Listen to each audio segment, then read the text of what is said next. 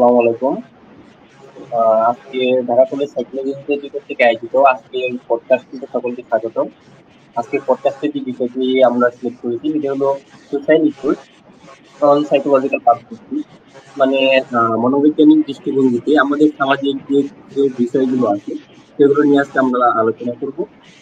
আমি আছি আপনাদের সাথে মোহাম্মদ ইমন হোসেন, ঢাকা কলেজ সাইকোলজি ডিপার্টমেন্টের স্টুডেন্ট এবং ঢাকা কলেজ সাইকোলজি সোসাইটির সাধারণ সম্পাদক। এবং আমাদের সাথে আরো আছে শিপন কুমার কুন্ডু, ঢাকা কলেজ সাইকোলজি ডিপার্টমেন্টের স্টুডেন্ট এবং ঢাকা কলেজ সাইকোলজি বিভাগের যুগ্ম সাধারণ সম্পাদক। এবং আমাদের সাথে আরো একজন গেস্ট জয়েন করবেন, আবরার শাহরিয়ার। তিনি আমাদের ঢাকা কলেজ সাইকোলজি ইনস্টিটিউটের উপদেষ্টা এবং তিনি ঢাকা বিশ্ববিদ্যালয়ের মাস্টার সাইকোলজি অ্যাপ্লাইড মাস্টার্সে পড়াশোনা করছেন। শিপন কুমার কুন্ডু, আমি এখন আপনার কাছে দিচ্ছি। তো ইমন, কেমন আছো তুমি বলো? এই তো ভালো, আপনি কেমন আছেন? হ্যাঁ, আমিও আছি ভালো। তো আমাদের আপনার ভাই হয়তো একটু ব্যস্ত আছে, তাই তার আসতে একটু দেরি হচ্ছে বোধহয়। তো আচ্ছা, ভাই হ্যাঁ, আসা পর্যন্ত ওয়েট করবো নাকি আমরা শুরু করবো, বলো তোমার কি অভিমত? আচ্ছা, আমরা শুরু করতে থাকি। ভাইয়া যখন আসবেন তখন ভাইয়া আমাদের সাথে যুক্ত হবে সেখান থেকে। আচ্ছা, আচ্ছা, ঠিক আছে। না, আজকে আমরা যে বিষয়গুলো নিয়ে আলোচনা করব সেগুলো হলো পারফেকশনিজম এবং নার্ভাসনেস, যেটি আমাদের সামাজিক প্রেক্ষাপটে খুবই বেশি গুরুত্বপূর্ণ এবং যেই বিষয়গুলো নিয়ে আমরা সবচেয়ে বেশি প্রবলেম ফেস করি। পারফেকশনিজম এবং নার্ভাসনেস। পারফেকশনিজম জিনিসটাকে আমরা যেভাবে আজকে ডিফাইন করব সেটা হলো আমরা যে প্রত্যেকটা কিছু কিছু মানুষ বা আমাদের কয়েকজনের মধ্যে হয়তো এই টেন্ডেন্সিটা থাকে যে আমরা প্রত্যেকটা কাজ একদম হয় পারফেক্ট করব, হয় না হয় করবোই না। তো এটা কি আমরা আজকে পারফেকশনিজম বলছি। এটা বিষয়টা হলো আপনার ডো অর ডাই এর মতো, যে এখানে ডো অর ডাই না, এখানে পারফেক্ট অর ডাই, হয় পারফেক্ট করো না হয় কাজটাই করবো না, এরকম বিষয়টা। আর নার্ভাসনেস জিনিসটা আসলে আমাদের সবার সাথে খুবই বেশি কানেক্টেড। আমাদের জীবনের প্রত্যেকটা ক্ষেত্রে এই বিষয়টা নিয়ে আমরা প্রবলেম ফেস করি, যেমন ভাইবা বোর্ডে বা আমাদের ফ্রেন্ডের সাথে আড্ডার সময়, বা কেউ যদি আমাদের হঠাৎ করে স্টেজে দাঁড় করিয়ে কিছু বলতে বলে, বা কোনো একটা আমাদের ক্লাসে যদি আমাদের টিচার সামনে দাঁড়িয়ে যদি বলে যে সামনে দাঁড়িয়ে কিছু বলেন, তো তখন হয়তো দেখা যাচ্ছে নার্ভাসনেসটা কাজ করে। আবার এই নার্ভাসনেসটা আসলে আমাদের প্রিয় কোনো মানুষের সাথে কথা বলার সময় আবার কাজ করে। তো এই নার্ভাসনেস আর পারফেকশনিজম, এই দুটা দুটি বিষয় কিভাবে আমরা ওভারকাম করতে পারি সেগুলো নিয়েও আলোচনা করব, এবং এগুলো সম্পর্কে আরো বিস্তারিত আলোচনা হবে আজকে ইনশাল্লাহ। তো দীপু, আপনি শিপন কুমার কুন্ডু, আপনি পারফেকশনিজম নিয়ে কিছু বলেন। পারফেকশনিজমটা আসলে কি, সেটাকে আপনি কিভাবে ডিফাইন করেন? পারফেকশনিজম শব্দের মধ্যে সবচেয়ে প্রথমেই যেটা আছে পারফেক্ট। পারফেক্ট মানে আমরা বুঝি যে ছোটবেলা থেকে একদম ফিটফাট টপ নচ এমন একটা ভাইব। তো আমরা ছোটবেলা থেকে এমনই শুনছি যে ক্লাস সবসময় ফার্স্ট হতে হবে, তারপর প্রথমে যেতে হবে, প্রথম করতে হবে। তো এই যে প্রথম হওয়ার যে আমাদের একটা তাগিদ, এই তাগিদটাই আমার মতে পারফেক্ট হওয়ার তাগিদ। যখন তুমি ছোট ছিলে হয়তোবা তুমিই বলবো, কারণ তুমি আমার ব্যাচমেট। আপনি বললে জিনিসটা কেমন একটা, যতই অফিসিয়াল হোক, আহ, একটা হ্যাঁ, তুমি বলতে পারো, আমিও আপনি তুমি বলাটা বলছি। কিন্তু, আমি একটা কথা বলি, আপনি বলাটা কিন্তু এখানে একটা পারফেক্ট আনাটারই চেষ্টা। তো আমরা আসলে সেই ট্যাবুটা ভাঙবো। তুমি আমার ফ্রেন্ড, আমি তোমার তুমি বলবো, আমিও আর যদি খুব বেশি সম্পর্ক গভীর হয় তাহলে তুই তো বলাই যায়। তো এখন একদম। কথা হলো পারফেকশনিজমটা এরকমটাই। আর নার্ভাসনেস এরকম যে আমি ক্যামেরার সামনে আসলাম, আসার পরে আমার চেহারা ঠিক দেখা যাচ্ছে, আমার অঙ্গভঙ্গিটা কি ঠিক আছে, আমার মুখে পর্যাপ্ত পরিমাণ আলো পড়েছে, তো আমার মাইকটা ঠিক মতো শোনা যাচ্ছে কি, এটার একটা ভয় কাজ করছে যে আমি পারফেক্ট হতে পারছি কিনা। এইখান থেকেই পারফেকশনিজম আর নার্ভাসনেসটার একটা কোলাপ হয়ে যায়। তুমি আমি যেরকম কোলাপ করছি আজকে একটা ভিডিওতে, গতদিন আমরা যেটা পাবলিশ করেছি সেখানেও আমরা কোলাপ করেছি এমন। তো এখানেও নার্ভাসনেস আর পারফেকশনিজম একটা কোলাপ করেছে খুব সুন্দরভাবে। এটাই আমার কাছে পারফেকশনিজম, যে এই প্রথম হওয়ার তাগিদ, একদম ভালো মতো করার তাগিদ। আর নার্ভাসনেস হলো এইটা না করতে পারার যে ভয়টা, এটাই। হ্যাঁ, দীপু, তুমি খুব সুন্দর মানে উদাহরণ দিছো জিনিসটা। জিনিসটা আসলে যারা অডিয়েন্স আছে আমাদের তাদের বুঝতে খুবই সুবিধা হবে। যে আমি প্রথমে অফিসিয়াল ভাইব রাখার জন্য তোমাকে আপনি আপনি করে বলতেছিলাম, যদি আমরা বেস্ট ক্লাসমেট। তো এর ফলে যেটা হচ্ছিল যে যে আমি পারফেক্ট রাখার জন্য আপনি করে বলতেছিলাম, সেটার জন্য প্রথম দিকে হয়তো যারা দেখছেন তারা হয়তো লক্ষ্য করেছেন যে আপনি করে বলার কারণে হয়তো কথা বলার সময় একটু জড়তা চলে আসছিল। তো এই যে পারফেকশনিজমের সমস্যা অলরেডি আমরা দেখা শুরু করে দিছি, যে আমরা যখন খুব বেশি পারফেক্ট করতে চাই তখন আসলে সেখানে অনেক প্রবলেম ফেস করতে পারি আমরা। এটাই হলো এর জন্য আজকে আমরা এই পারফেকশনিজম নিয়ে কথা বলছি। একদম। পারফেকশনিজম যখন যখন আমরা পারফেকশনিজম বা কোনো কাজ সবসময় পারফেক্টলি করতে চাই, আসলে প্রত্যেকটা কাজ পারফেক্ট অবশ্যই করা উচিত। আমাদের মধ্যে ধারণাটা রাখা উচিত যে আমরা প্রত্যেকটা পারফেক্টলি করব। কিন্তু যখন আমরা এই ধারণা আমাদের মনে রাখি যে পারফেক্ট না হলে আমি এটা করবোই না, এটা হয় পারফেক্ট করতে হবে, এবং যদি পারফেক্ট না হয় তাহলে আমি এটা একেবারে করব না। তো এইরকম ধারণা যখন আমাদের ভিতরে থাকে তখনই আসলে সমস্যাগুলো হয়, এবং তখনই আমরা এটাকে পারফেকশনিজম ডিসঅর্ডার বলতে পারি। যে এটা আমাদের আসলে একটা কাজ করা থেকে বিরত রাখে। যে আমি একটি কাজ করতে পারবো, মানুষ আসলে কোনো মানুষই এক জন্মগতভাবে এক্সপিরিয়েন্সড হয় না, বা কোনো মানুষ জন্মগতভাবেই কোনো কাজের অভিজ্ঞতা নিয়ে জন্মায় না, তাকে ধীরে ধীরে সেই কাজটা করার মাধ্যমে অভিজ্ঞতা অর্জন করতে হয়। তো যখন আমরা কিন্তু প্রত্যেকটাই কাজ, কোনো কাজে একদম অভিজ্ঞতা নিয়ে শুরু করতে পারি না, অবশ্যই সেটা প্রথম একবার করতে হয়। তো এই যে প্রথম একবার করতে হয়, আমরা যখন একেবারে প্রথম কোনো কাজ করব তখন কিন্তু সেটা কোনোভাবেই পারফেক্ট হবে না। কারণ ম্যান ইজ নট পারফেক্ট, কোনো না কোনো জায়গায় হয়তো একটু ল্যাকিংস থাকে, এবং সেটা আমরা করার বারবার সেই কাজ করার মাধ্যমে সেটা ঠিক করতে পারি, এবং আমাদের মধ্যে সে আমাদের মধ্যে মানে ধারণা রাখতে পারি, বা কাজ করার আগে আমাদের মধ্যে এই ধারণাটা রাখতে পারি যে আমি এটা পারফেক্ট করার চেষ্টা করব সর্বোচ্চ, কিন্তু এটা যে পারফেক্ট হবে বা পারফেক্ট না হলে আমি করবোই না, এই জিনিসটা রাখা যাবে। তখনই আমরা সেই কাজটা ভালো মতো করতে পারবো।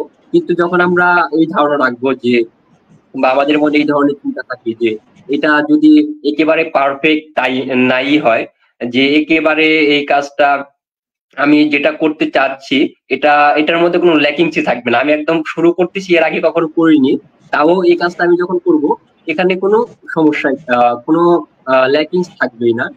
তখন আমাদের মধ্যে যে সমস্যাগুলো দেখা দিবে, প্রথমত যে আমি বিভিন্ন বিষয় নিয়ে চিন্তা করবো, যে এই কাজগুলো আদৌ পসিবল না সেইগুলো করার চিন্তা করবো। যেমন আমি যদি একটি সেমিনার করতে চাই, ধরেন আমি একটি সেমিনার করতে চাচ্ছি, অফলাইন সেমিনার, তো আমি এটা আমার যদি পারফেকশনিজম ডিসঅর্ডার আছে, এর জন্য আমি ভাবছি যে সেমিনারটিতে অবশ্যই 100 জন মানুষ থাকতেই হবে, না হলে আমার সেমিনারটি পারফেক্ট। আমার সেমিনারটিতে প্রেজেন্টেশন এইগুলো থাকতে হবে, না হলে এগুলো না থাকলে পারফেক্ট হবেই না। তখন কি হবে, আমি আমার মধ্যে এই চিন্তা আসতে পারে যে 100 জন মানুষকে আসলে আদৌ আসবে, এই যে একটা চিন্তা আসবে, এই চিন্তাটাই কিন্তু আমাকে ওই কাজটা করা থেকে বিরত রাখবে। কারণ আমি তখন ভাববো এতগুলো লোক যদি না হয়, 100 জন পার্টিসিপেন্ট যদি না হয়, তাহলে আমি এই সেমিনারটি যদি পারফেক্ট হবে না, তাহলে আমি এখান থেকে দূরে থাকি, কারণ এটা আমি পারফেক্টলি করতে পারবো না। কিন্তু এই যে এই সমস্যাগুলো আসলে হয় যখন আমরা এই পারফেকশনিজম ডিসঅর্ডারে বা পারফেকশনিজম সমস্যায় ভুগি। তো আসলে দীপু তোমার কি মনে হয়, এখানে কি তুমি আরো কিছু করতে চাও? হ্যাঁ, আসলে আমরা একটা মিম দেখেছি সবাই, আশা করি যে সেখানে দেখা গেছে যে গুগল শুরু হয়েছিল একটি কুড়ে ঘর থেকে, তারপরে মাইক্রোসফট শুরু হয়েছিল একটা ছোট গ্যারেজ থেকে। তো আসলে যত বড় বড় উদ্যোগগুলো রয়েছে পৃথিবীর, এগুলো সবগুলো আসলে খুবই ছোট একটা জায়গা থেকে শুরু হয়। তো তারা যদি মনে করতো যে আমি মাইক্রোসফট, আমার যদি একটা ব্যাগ ঘরের একটা ছোট পার্টে যদি আমি শুরু করি, আমার কেমন লাগে? আমার লাগবে একটা অফিস যেখানে সবসময় এসি থাকবে, এলইডি লাইট থাকবে, এমপ্লয়ি থাকবে, একটা মানে ধাসু একটা অবস্থা থাকবে আর কি। এরকম যদি মাইন্ডসেট আপনি যদি বিল গেটস তার কোম্পানি শুরু করতেন, তাহলে মাইক্রোসফট আসলে মাইক্রোসফট হতো না, হতো হয়তো বা কোনো একটি নর্মাল বা জেনুইন একটা জাস্ট টেক কোম্পানি আর কি, নট জায়ান্ট। তো পারফেকশনের শিকার বিল গেটস আজকে হয়নি দেখে বিল গেটস আজকে বিল গেটস। তো সেই পারফেকশন থেকে বেরিয়ে আসার জন্য সেই স্টেপ গুলা আমাদের নিতে হবে, যে না ঠিক আছে, আমি যে পরিস্থিতিতে আছি সেটাই আমার প্রাইমারি, এবং এই প্রাইমারি থেকে যদি আমি শুরু করি, আমার শুরু করাতেই আমি এক্সপিরিয়েন্স পাবো, এবং এই এক্সপিরিয়েন্স আমাকে আরো উপরে উঠতে আরো বেশি সাহায্য করবে। তো পারফেকশনিজমের আসলে শিকার হয়ে কোনো লাভ নেই। আর নার্ভাসনেস যে কথাটা তুমি বললে, এটা কিন্তু আসলে এই পারফেকশনের চাপ থেকেই। আমি এই কথাটা বারবারই বলবো যে নার্ভাসনেসের সূত্রটা বা বেসটাই হলো বা সোর্সটাই হলো এই পারফেকশনিজম, পারফেক্ট যে হওয়ার ব্যাপারটা, যে আমি ছোটবেলা থেকে ফার্স্ট হয়ে এসেছি, আমি যদি পরীক্ষা দিই ফার্স্টই হব, নাহলে পরীক্ষায় ফার্স্ট হবো না, এই চিন্তা ভাবনা নিয়ে যদি আসলে আমরা আচ্ছা দীপু, তোমার মাইকটা অফ হয়ে গেছে। হ্যাঁ, একটু টেকনিক্যাল সমস্যা হয়েছিল, যাই হোক আর কি। তো যেটা বলছিলাম আসলে, যে কোনো ইনিশিয়েটিভ শুরু করার আগে আসলে পারফেক্ট জিনিসটাকে মাথা থেকে ঝেড়ে ফেলতে হবে, শুরু করতে হবে। কারণ শুরু আজকে 5 মিনিট আমি পড়লাম, তারপরে যদি এই 5 মিনিট দিয়ে শুরু করি তাহলে হবে। অ্যাটমিক হ্যাবিটে বইয়ে বলা আছে যে ছোট ছোট ভাবে শুরু করতে হবে। প্রতিদিন যদি 1 ঘন্টা পরে চিন্তা ভাবনা করি, আমার পড়তে বসাটাই হবে না, কিন্তু আমি আজকে 5 মিনিট পড়তে বসবো বা 2 মিনিট পড়তে বসবো, যদি নিয়ত নিয়ে পড়তে বসি, তাহলে 2 মিনিটের জায়গায় 5 মিনিট, 5 মিনিটের জায়গায় 7 মিনিট, 7 থেকে 12 মিনিট হতেই পারে। কিন্তু 1 ঘন্টা বলে কখনো মাইন্ডসেটে যে পড়াশোনা আগ্রহী না, সে কিন্তু কখনো বুঝবে না। তো এই যে ছোট শুরুটা, এটাই পারফেকশনিজমটা যে আছে, পারফেকশনিজম এটাকে ভেঙে নিতে পারে। তো ওই যে নার্ভাসনেস, আমারও কিছু একটা হচ্ছে হয়তো বা, যার জন্য আমার কথার মধ্যে জড়তা আসছে। কারণ তুমি যেহেতু আমাকে প্রতিদিন দেখো, আমি কথার মধ্যে হয়তো আটকাই না, কিন্তু আজকে আটকাচ্ছি। তো নার্ভাসনেস বা পারফেক্ট হওয়ার একটা প্রবণতা আমার মধ্যে এখন আছে, আমি মনে করি। তোমার কি মত? হ্যাঁ, থাকতেই পারে নার্ভাসনেস বা পারফেক্ট। আসলে আমাদের দুজনের মধ্যে এখন সম্ভবত একটা টেন্ডেন্সি বা একটা চিন্তা কাজ করছে যে আমাদের আজকের পডকাস্টটি বা আজকের যে ডিসকাশনটা করছি সেটা আসলে কেমন হচ্ছে, ভালো হচ্ছে না খারাপ হচ্ছে। তো এই যে একটা চিন্তা আসছে, আমরা কিন্তু খুব ভালো করার চেষ্টা করছি। তো এই টেন্ডেন্সিটা সবার মধ্যে থাকা উচিত যে পারফেক্ট করতে চেষ্টা করা। কিন্তু আমরা কিন্তু এটা যদি আগে ভাবতাম যে এটা কি আসলে ভালো হবে কিনা বা কেমন হবে, আসলে আমরা কি ডিসকাশন করতে পারবো কিনা সঠিক ভাবে, পারফেক্ট ভাবে, এটা ভেবে যদি আগেই আমরা যদি এটা ভাবতাম যে আসলে কেমন হবে, এটা তো ভালো নাও হতে পারে, আমরা তো এক্সপার্ট না, তাহলে কিন্তু আমরা কাজটাই করতাম না বা কাজটা আমরা বলতাম, দিবকে বলতাম যে দেখো ভাই, আমি পারফেক্টলি বলতে পারবো না, থাক, প্রোগ্রাম করার দরকার নেই। তো এটাই হলো পারফেকশনিজমের প্রবলেম। আর এই যে আমরা সেইটা চিন্তা না করে আমরা কাজটা শুরু করেছি, আমাদের মধ্যে আমরা কিন্তু পারফেক্ট কাজ করার চেষ্টা করেছি এবং আহ, আমরা কাজটা করতেছি এখন অলরেডি। তো এই যে এটা হলো আহ, মানে এটা আমাদের করতে হবে।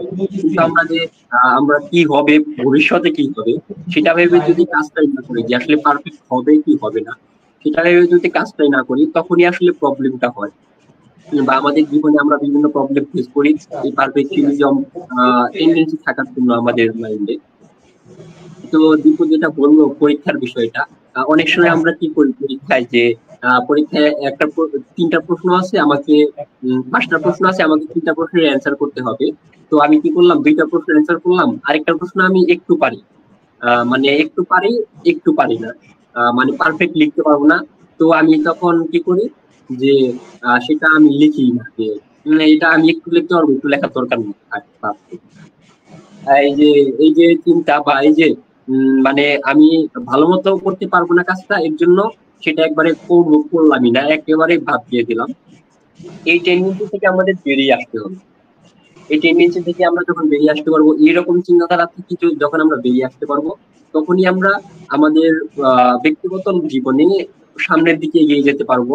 আর এটা যদি করতে না পারি, তাহলে কিন্তু আমরা জীবনে অনেক ধরনের প্রবলেম ফেস করি। যেমন ধরেন আপনি যে কোনো কাজ আপনার আপনি যখন যে কোনো কাজ করতে যান, আপনার মধ্যে যদি এরকম চিন্তা ভাবনা থাকে, ধরেন আপনি বন্ধুদের সাথে আলোচনা করছেন, তখন আপনার বন্ধুরা আপনাকে কোনো একটি কাজ করতে বললো, ধরেন একটি প্রোগ্রাম ম্যানেজমেন্ট করতে বললো, তখন আপনি সেইখান থেকে আপনি রাজি হলেন না। কেন রাজি হলেন না? কারণ আপনি মনে করছেন আপনি সেটা পারফেক্টলি করতে পারবেন। কিন্তু আপনি আপনি যদি এই যে আপনি পিছু পিছু হতে গেলেন, এটাই হলো পারফেকশনিজম ডিসঅর্ডার। কিন্তু আপনি যদি তাদেরকে বলেন যে আমি সেটা করতে পারবো না, ঠিক আছে, বাট আমি আগে কখনো করিনি, ঠিক আছে, কিন্তু যারা করেছে আমি তাদের সাথে কথা বলে কাজটা শুরু করতে পারি, বা যারা আগে করেছে তাদেরকে আমার সাথে রেখে তাদেরকে আমার সাথে রেখে যারা এক্সপিরিয়েন্স আছে, পূর্ব অভিজ্ঞতা আছে, তাদের কাছ থেকে পরামর্শ নিয়ে তাদেরকে আমার সাথে রেখে আমি সামনের দিকে এগিয়ে যেতে পারি।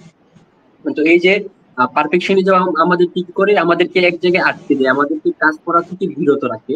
আর আপনি যদি এখান থেকে বেরিয়ে আসতে চান তাহলে আপনাকে কি করতে হবে, সরাসরি অ্যাক্টিভিটিস করতে হবে। মানে ভবিষ্যতে কি হবে সেটা ভাবা যাবে না, আপনি বর্তমানে কোথায় আছেন সেটা ভাবুন।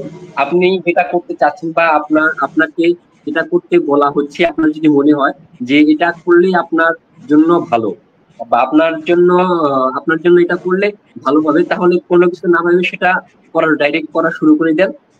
আর ভবিষ্যতে সেই কাজটা আপনি যে করা শুরু করলেন সেটা ভালো হবে না খারাপ হবে সেটা পরে দেখা যাবে, কিন্তু আপনি তো শুরু করতে পারেন, শুরু করতে তো কোনো বাধা নেই। ধরেন আপনি একটা বিজনেস স্টার্ট করতে চাচ্ছেন, আপনি আমাদের স্টুডেন্ট যারা আছে তাদের সবারই স্বপ্ন থাকে যে আমি বিজনেস স্টার্ট করব। তো এই যে আপনি বিজনেস স্টার্ট করতে চান কিন্তু করতে পারেন না, কেন পারেন না? আপনাকে যখন জিজ্ঞেস করা হয় যে তুমি বিজনেস শুরু করতে চাচ্ছ কিন্তু কেন শুরু করছো না, সমস্যাটা কি? আপনি বলেন যে আমার তো প্রয়োজনীয় রিসোর্স নেই। যে প্রয়োজনীয় রিসোর্স বলতে কি, টাকা নেই বা আমার যে লিঙ্ক আপ দরকার সেটা নেই। এই যে আপনি এখানে আটকে গেলেন, মানে আপনার রিসোর্স নেই এটা বলে আপনি থেমে গেলেন। তার মানে কি, আপনি চাচ্ছেন আপনার বিজনেসটা আপনি একদম পারফেক্ট শুরু করবেন, মানে সেখানে কোনো খুঁত থাকবে না। কিন্তু আপনার কাছে যতটুকু রিসোর্স আছে আপনি ততটুকু দিয়ে শুরু করেন। আপনার কাছে যতটুকু আছে আপনি সেটা দিয়েই নেমে পড়েন মাঠে, ফিল্ড ওয়ার্ক করেন ততটুকু দিয়ে, তারপরে দেখেন না কি হয়। আগে শুরু তো করেন যতটুকু রিসোর্স আছে। কিন্তু আপনি যদি পারফেকশনিজমে ভুগে মনে করেন যে আমি একদম পারফেক্ট ভাবে শুরু করব, আমার কাছে যখন সব রিসোর্স থাকবে পারফেক্ট ভাবে শুরু করার জন্য, আমি তখনই শুরু করব। তখন দেখবেন আসলে শুধু আপনার মাথাতে এই চিন্তা থাকবে যে আমি এটা করব, কিন্তু সেটা বাস্তবে আর সম্ভব হবে না। এবার দীপু, তুমি এই বিষয় নিয়ে আর কিছু বললে সম্ভবত ভালো হতো। তুমি এই বিষয় নিয়ে কি মনে হয়? একদম ভালো বলেছে, একদম যথার্থ আর কি।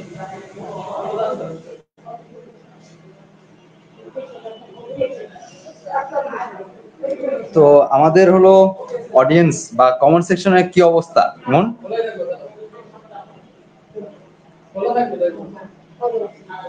আচ্ছা, একজন কমেন্ট করেছে, ভাইকে বিয়ে করতে চাই, এটা পিছনে সাইকোলজি এক্সপ্লেইন করেন।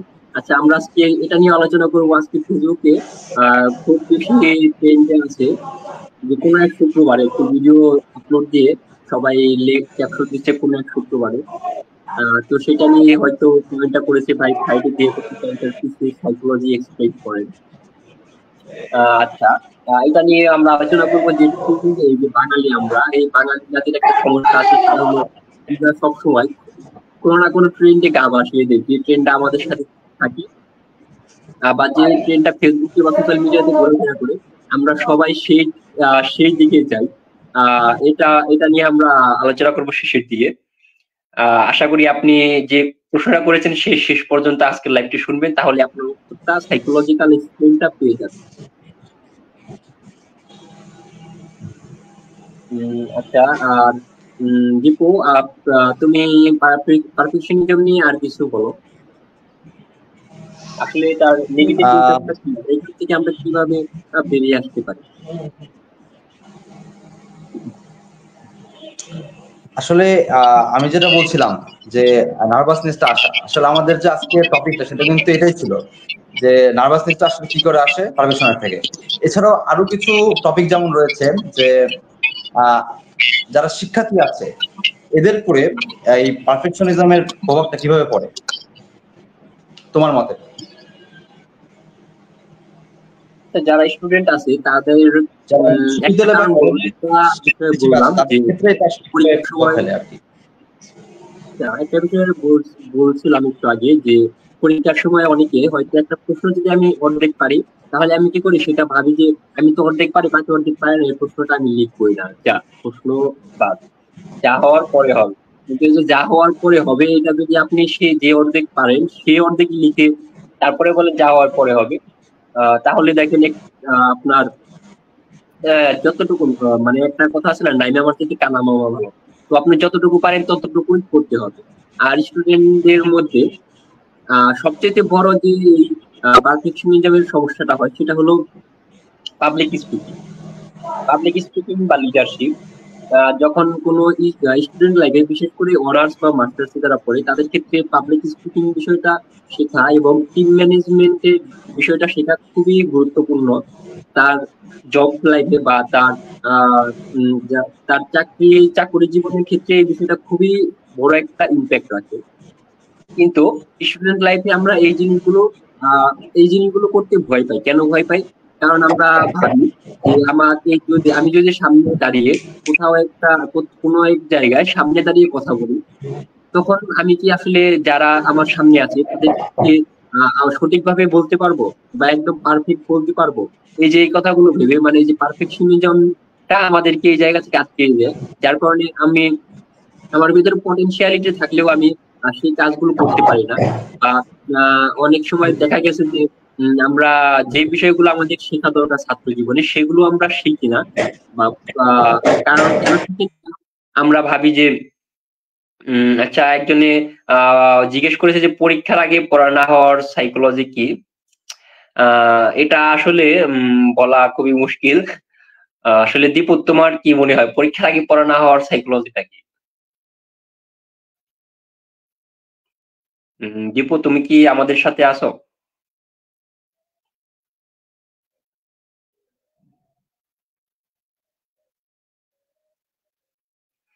আচ্ছা, আমি কন্টিনিউ করতে থাকি। আহ, ছাত্রদের জীবনে মোটামুটি এই ছিল পারফেকশনিজমের সমস্যাগুলো যেগুলো বললাম। আর পরীক্ষার আগে পড়া না হওয়ার সাইকোলজি, এটা আসলে এখানে সাইকোলজি আছে কিনা আমি জানি না, বা কতটুকু আছে সেটাও হয়তো জানি না। বাট আপনি যেটা বলেছেন তার মধ্যে হয়তো এই টেন্ডেন্সিটা থাকতে পারে যে আপনি ভাবেন পরীক্ষার আগে যে আমার তো পরীক্ষার আগে পড়ালেখা একদমই করেন না। তো পরীক্ষা আপনি ভেবে রাখেন সারা মাস যে যখন পরীক্ষা শুরু হবে তার ১ সপ্তাহ আগে থেকে পড়া শুরু করবেন। আর যখন পরীক্ষার রুটিন দিবে তখন পড়া শুরু করবেন। তো এই যে পরীক্ষার রুটিন দেওয়ার পরে বা পরীক্ষার ১ সপ্তাহ আগে যখন সিলেবাসটা খুলেন, তখন দেখেন যে আপনার সিলেবাসের কিছুই শেষ হয়নি। পুরো সিলেবাসটাই বাকি। তখন আপনার মনে হয় যে পুরো সিলেবাস বাকি এখনো। আমি তাহলে এটা তো কোনোভাবে শেষ করা সম্ভবই না। তাহলে আমি এখন আর পড়ে লাভ কি?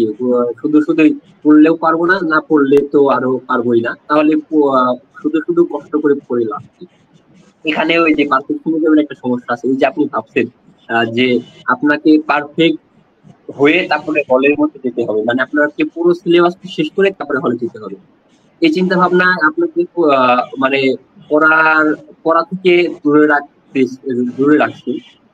কিন্তু আপনি যদি এটা চিন্তা করেন যে আসলে পুরো সিলেবাস শেষ দিতে না পারলাম, আমি যদি একটা চ্যাপ্টার শেষ দিতে পারি সেটা থেকে হয়তো একটা কোশ্চেন অ্যান্সার করতে পারবো খুব ভালো মতো।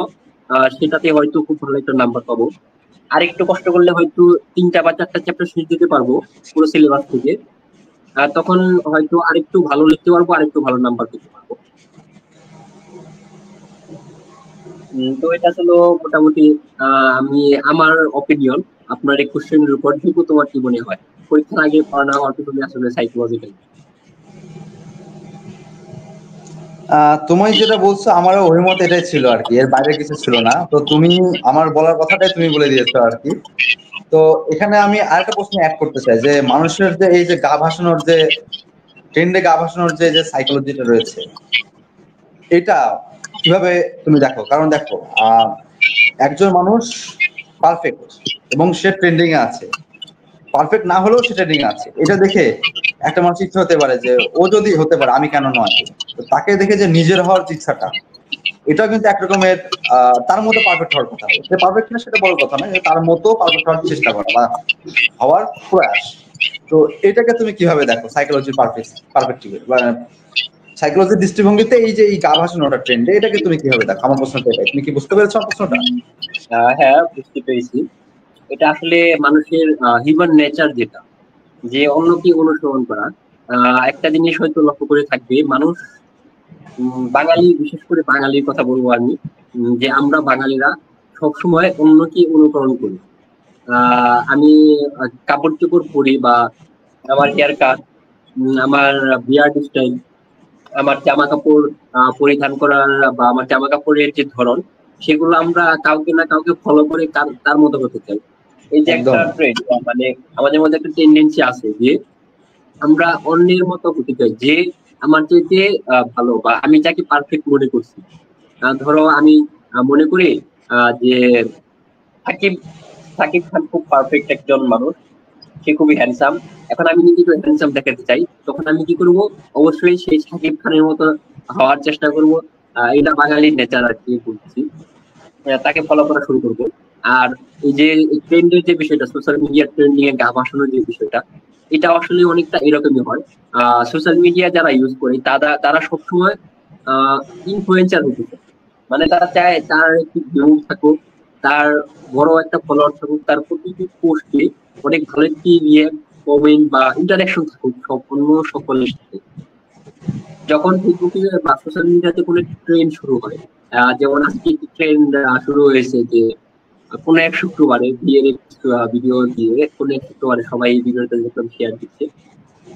তো এই যে ট্রেন্ডে সকলে গা ভাসাচ্ছে, এটার কারণ এটাই হতে পারে যে আমরা সবাই যে মানে যারা সোশ্যাল মিডিয়া ইউজ করে তারা বেশিরভাগ মানুষই যেটা চায় যে অন্যরা তার সোশ্যাল মিডিয়ার অ্যাকাউন্টে ইন্টারাকশন বেশি করুক, কমেন্ট বেশি করুক, রিয়াক্ট বেশি করুক। তো ট্রেন্ডে যখন যে জিনিসটা ট্রেন্ডে থাকে, মানুষ কিন্তু সেই জিনিসটাতে বেশি রিয়াক্ট এবং কমেন্ট করে। এটা একটা কারণ হতে পারে যে আমি ট্রেন্ড ফলো করলে বা ট্রেন্ডে যেগুলো আছে সেগুলো পোস্ট করলে হয়তো আমার ইন্টারাকশন, সোশ্যাল ইন্টারাকশন বাড়বে সোশ্যাল মিডিয়ার আমার অ্যাকাউন্টে।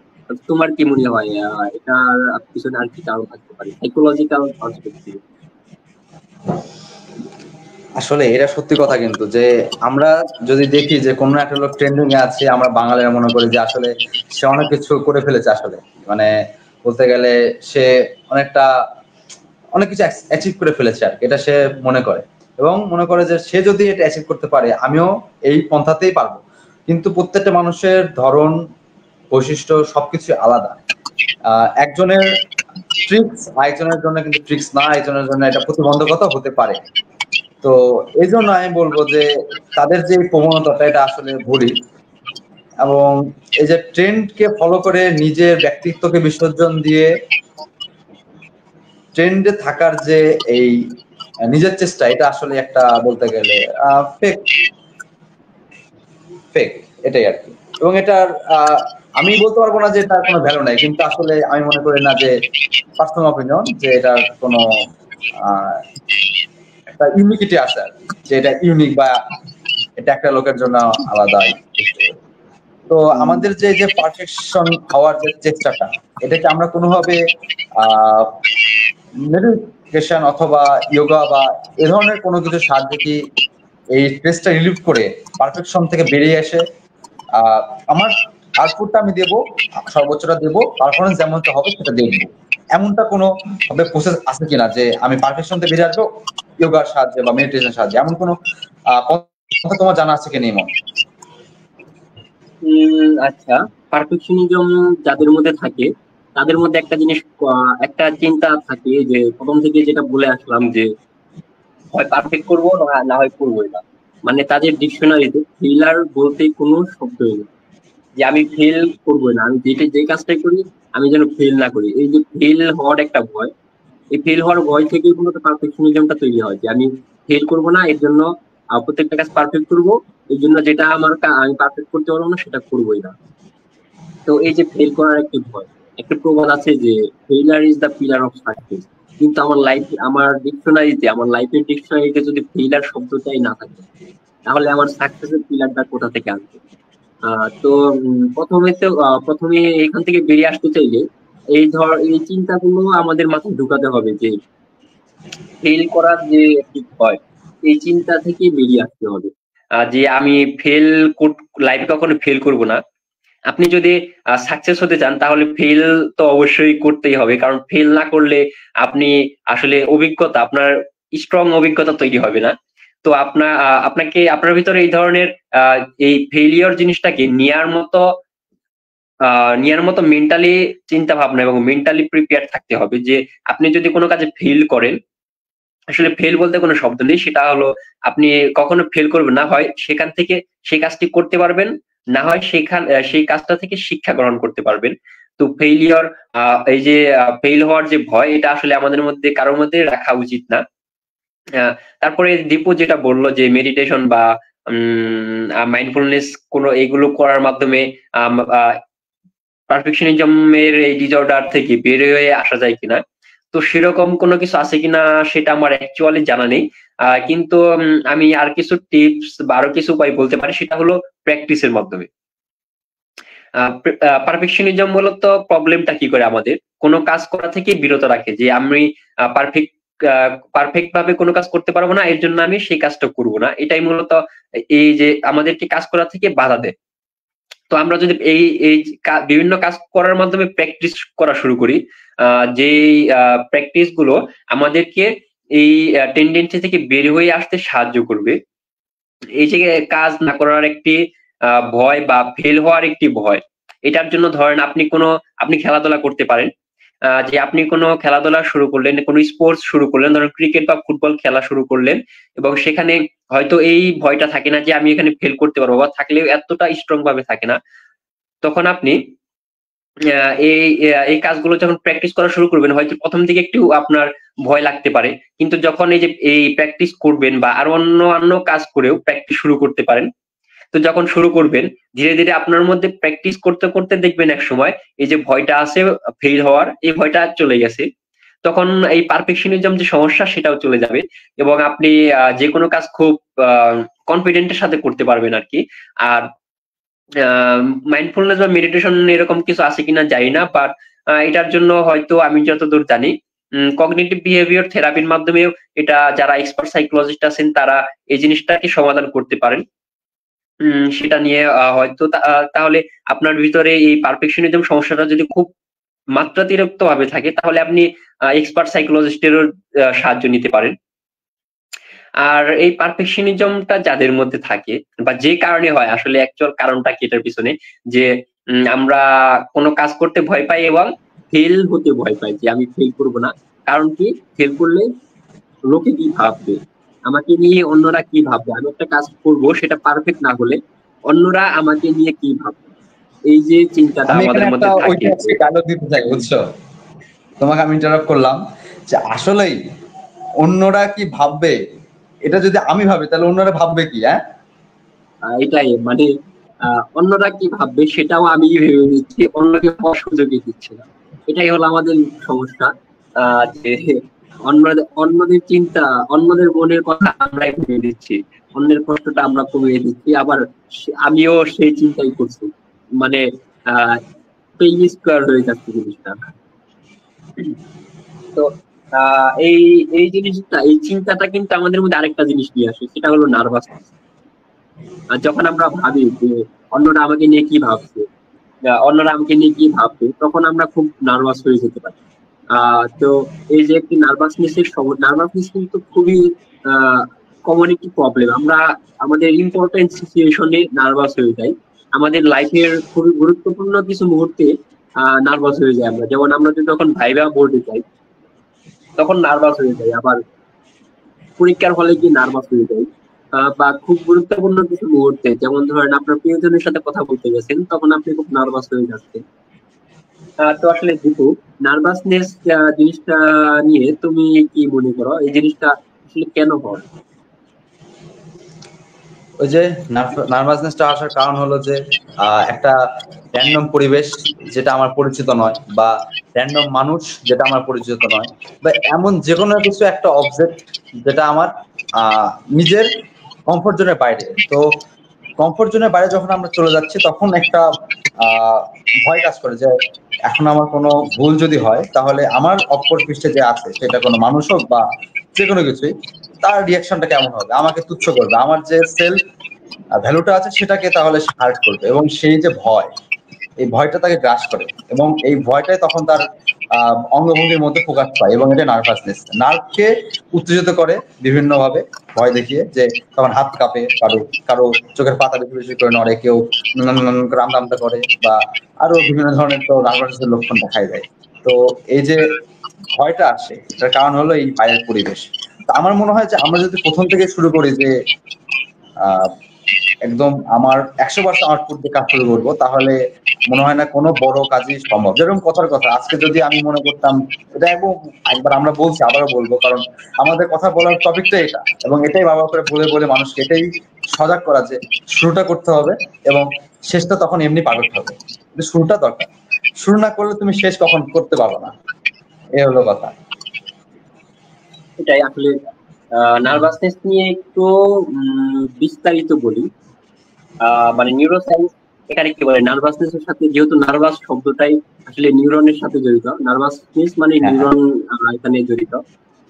আর নিউরন মানে নিউরোসায়েন্স, নিউরোসায়েন্স মানে নিউরোবায়োলজিক্যাল সাইকোলজি যেটাই বলে। তো এখানে আসলে নিউরোবায়োলজিক্যাল টা কি বলে, যে আমরা যখন নার্ভাস হয়ে যাই তখন আমাদের একটি বিশেষ নার্ভাস সিস্টেম অ্যাক্টিভ হয়, সেটা হলো অটোনমিক নার্ভাস সিস্টেম। এই অটোনমিক নার্ভাস সিস্টেমটা যখন অ্যাক্টিভ হয়ে যায়, এই অটোনমিক নার্ভাস সিস্টেমের যে নার্ভ গুলো আছে সেগুলো আমাদের দেহের তিনটি অংশের সাথে কানেক্টেড। তিনটি অংশের মধ্যে একটি হলো ফুসফুস, একটি হলো হৃৎপিণ্ড এবং আরেকটি হলো পাকস্থলী। তো যখন আমরা এই নার্ভাস হয়ে যাই, বা আমরা যখন গুরুত্বপূর্ণ মুহূর্তে নার্ভাস হই, নার্ভাস অনেক কারণে হতে পারে, আমরা আসলে এক্সপার্ট কেউ না, সব কারণগুলো হয়তো বলতে পারলাম না, কিন্তু এর মধ্যে কিছু কারণ হতে পারে নার্ভাস হওয়ার, যেটা বললাম। আপনি হয়তো এটা ভাবতে পারেন অন্যরা কি ভাবছে, এর কারণে হয়তো আপনি খুব বেশি নার্ভাস হয়ে যাচ্ছেন, বা হয়তো ভাবছেন যে আমি যদি আহ, আহ, বা হয়তো খুব ভয় পাচ্ছেন কোন একটা কারণে, তখন নার্ভাস হয়ে যেতে পারেন। তো যখন নার্ভাস হয়ে যান তখন আপনাদের এই মানুষের বা আমাদের অটোনমিক নার্ভাস সিস্টেমটা অ্যাক্টিভ হয়ে যায়। তখন কি হয়, এই যে অটোনমিক নার্ভাস সিস্টেমের সাথে আমাদের দেহের তিনটি অংশ কানেক্টেড, ফুসফুস, হৃৎপিণ্ড আর পাকস্থলী। তখন আমাদের এই তিনটি জিনিস খুব দ্রুত কাজ করে। ফুসফুস খুব দ্রুত শ্বাস প্রশ্বাস নিতে থাকে। তারপরে কি হয়, হৃৎপিণ্ড, হার্টবিট খুব দ্রুত হয়। হার্টবিট দ্রুত হওয়ার কারণে কি হয়, আপনার মস্তিষ্কে ব্লাড নর্মালি যে প্রেসারে যায় বা নর্মালি যে স্পিডে যায় তার চাইতে কয়েক গুণ বেশি দ্রুত আপনার ব্রেনে, এই হার্টবিট বেড়ে যাওয়ার কারণে আপনার ব্রেনে তার চাইতে কয়েক গুণ বেশি দ্রুত ব্লাড যেতে থাকে। তখন কি হয়, আপনার ব্রেন খুব দ্রুত সিদ্ধান্ত নিতে থাকে, যার কারণে আপনি দেখবেন যে আপনি সেই মুহূর্তে বা যখন নার্ভাস হয়ে যান তখন আপনি চিন্তা করতে পারেন না, বা তখন আপনি ডিসিশন নিতে পারেন না। আপনি আসলে কি করবেন বা কি করা উচিত সেটা আসলে ভেবে পান না যে আপনার এখন কি করা উচিত, বা আপনি হয়তো একটা বিষয় জানেন, খুব ভালো মতো জানেন, তারপরে তখন আপনি সেটা বলতে পারেন না, কারণ আপনার ব্রেন তখন আসলে কনফিউজড হয়ে যায়, যেহেতু আপনার ব্রেনে অলরেডি ব্লাড একটা প্রেসার দিয়ে যাচ্ছে। তখন আপনার ব্রেনটা আসলে সেইভাবে কাজ করতে পারে না, নর্মালি যেভাবে করে সেইভাবে কাজ করতে পারে না। আর যখন আরো বেশি নার্ভাস হয়ে যান তখন সেই মুহূর্তে এই যে আরেকটা জিনিস কানেক্টেড থাকে আপনার অটোনমিক নার্ভাস সিস্টেমের সাথে, পাকস্থলী।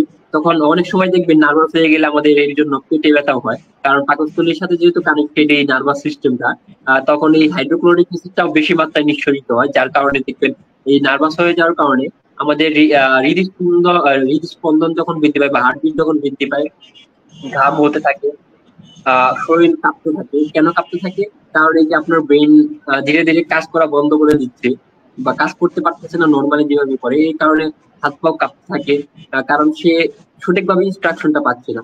আবার পেটে ব্যথাও হয় অনেক সময়। তো এখান থেকে বেরিয়ে আসার জন্য আসলে কি করতে পারেন? তো বেরিয়ে আসার জন্য আপনাকে প্রথমেই এই অটোনমিক নার্ভাস সিস্টেমটাকে বন্ধ করতে হবে। সেটা কিভাবে করবেন? আপনি যদি কোনোভাবে এই অটোনমিক নার্ভাস সিস্টেমটাকে বন্ধ করতে পারেন, তার মানে আপনি আপনার নার্ভাসনেসটাই শেষ। আপনি ধরেন ভাইবা বোর্ডে গেছেন, খুব নার্ভাস হয়ে গেছেন, আপনার এখন খুব দ্রুত 1 মিনিটের মধ্যে নার্ভাসনেসটা কাটাতে হবে। তখন কি করবেন আপনি? তার মানে কি, আপনার অটোনমিক নার্ভাস সিস্টেমটা এখন অ্যাক্টিভ হয়ে আছে। তখন আপনার এটাকে আপনি বন্ধ করতে হবে। কিভাবে বন্ধ করবেন? ধরেন খুব ছোট্ট একটি উপায় বন্ধ করতে পারেন। সেটি হলো আপনার হার্টবিট, যে আপনার হার্টবিটটা বেড়ে গেল, এই হার্টবিট যে বেড়ে যাওয়ার রেট, এটাকে আপনি কমিয়ে আনতে পারেন। কিভাবে কমিয়ে আনবেন? একটি ছোট্ট মেডিটেশনের মাধ্যমে। ধরেন আপনি 3 সেকেন্ড ধীরে ধীরে শ্বাস নিলেন, এভাবে ধীরে ধীরে 3 সেকেন্ড শ্বাস নিলেন। শ্বাস নেওয়ার পরে তারপরে সেটাকে আপনি 4 সেকেন্ড বা 5 সেকেন্ড যতক্ষণ আটকে রাখতে পারেন, দম বন্ধ হয়ে আসার মতো না, ততক্ষণ আটকে রাখলেন ভেতরে, তারপরে আবার মুখ দিয়ে ধীরে ধীরে শ্বাসটা স্বাভাবিক হবে। তো এটা কয়েকবার করার পরে দেখবেন আপনার এই যে হার্টবিটের যে রেটটা বেড়ে গেছিল সেটা আবার আগের মতো স্বাভাবিক হয়ে যাচ্ছে। তো আপনার হার্টবিটের রেটটা যখন স্বাভাবিক হয়ে যাবে তখন কিন্তু এই অটোনমিক নার্ভাস সিস্টেমটা তখন বন্ধ হয়ে যাবে। অটোনমিক নার্ভাস সিস্টেম বন্ধ হয়ে গেলে কি হবে, এই যে আপনার নার্ভাসনেসটা ছিল, এই যে আপনার হাত পা কাঁপছিল, এই যে আপনার ব্রেইনে খুব দ্রুত ব্লাড যাচ্ছিল, যার কারণে আপনি মানে ডিসিশন নিতে পারতেছিলেন না বা আপনার কথাগুলো বলতে পারছিলেন না, সেটা স্বাভাবিক হয়ে যাবে। মানে আপনি আবার নর্মালি যেভাবে কথা বলেন সেভাবে কথা বলতে পারবেন। এবং আশা করি আপনি যখন নার্ভাস হয়ে যান ভাইবা বোর্ডে বা পরীক্ষার হলে বা যে কোনো জায়গায়, এই টেকনিক কাজে লাগালে সেখান থেকে বেরিয়ে আসতে পারবেন খুব সহজেই। তো দীপু, তোমার কি মনে হয়, তুমি কি এখানে আরো কিছু অ্যাড করতে চাও? আমি যেহেতু তোমার মতো এত স্টাডি করে আসি নাই, কারণ স্নায়ুতন্ত্র আসলে অনেক জটিল একটা জিনিস। কিন্তু কথা হলো, তুমি অনেক ভালোভাবে জিনিসটা প্রসিডিউরটা বুঝিয়েছো। এখন যদি তুমি আমাকে ধরো, আমি বলতে পারবো আসলে যে কি করে এটা হয়। কিন্তু কথা হলো, এখন আনলক করাটা কিন্তু আমার কাছে নয়, কিন্তু লক করাটা আমার কাছে আছে। আসলে আমি চাইলেই আমার নিজের ইন্দ্রিয়ের কন্ট্রোলের উপর ভরসা করে কিন্তু এটাকে আমি করতে পারি, যদি আমার নিজের উপর সেই আত্মবিশ্বাস থাকে। এবং এই আত্মবিশ্বাসটা আসবে যখন আমি নিজের সব পটেনশিয়ালকে আনলক করতে পারবো, যে না ঠিক আছে, আমি ওকে, আমি পারবো। এখন আমি বসছি এবং আমি যা বলবো আমার নিজের কন্ট্রোলে, আমার বাইরের কোনো যারা বলে ভেরিয়েবল বা চল বা সেটা আমাকে কোনোভাবে মানে নিয়ন্ত্রণ করতে পারবেন না, বলতে গেলে এরকমই আর কি। তো আমাদের অডিয়েন্স কি বলছে আমরা আরেকবার জিনিসটা দেখবো এখানে, তাদের প্রশ্ন, তাদের মতামত। কারণ আমরা প্রায় শেষ পর্যায়ে চলে এসেছি, প্রায় 40 মিনিটের মতো আমাদের আজকের পডকাস্টের আলাপচারিতা।